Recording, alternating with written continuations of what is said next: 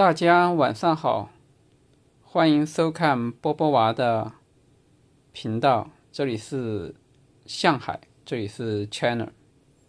我们这次第二次谈养猫。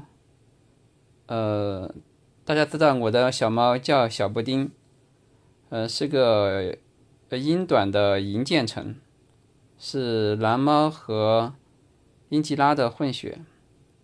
这个猫普遍有一定的基因缺陷，容易得心脏病和肾脏病，因此我现在比较注意它的饮食和运动。幸运的是，这只小猫特别爱喝水，也可能是因为是母猫嘛，它特别注重自己的饮食，就是吃的比较克制，大概每天吃60克到70克，大部分时间在60克左右。现在1岁，有8斤，现在能保持着比较好的体重。我觉得就是每天多陪伴它，让它动一动，它也不寂寞，然后给它撸一撸，自己也开心。这是一个互动的过程，一个辅助的过程。另外一方面，我就最近买了一些东西，我跟大家分享一下，让大家避避坑。就是我在拼多多买了一些，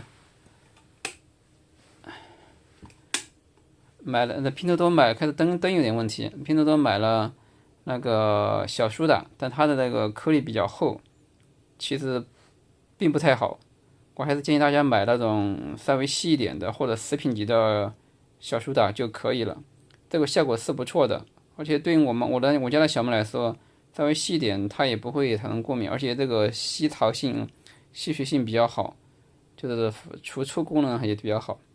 另外就是你每次要经常给它清理那个猫砂，我一般就是每天都清理，看看它的粪便有没有问题，还有它的排尿情况都能观察出来。然后清理完之后，我再用那种液体硫磺皂，兑点水再给它喷一下，这个效果确实不错。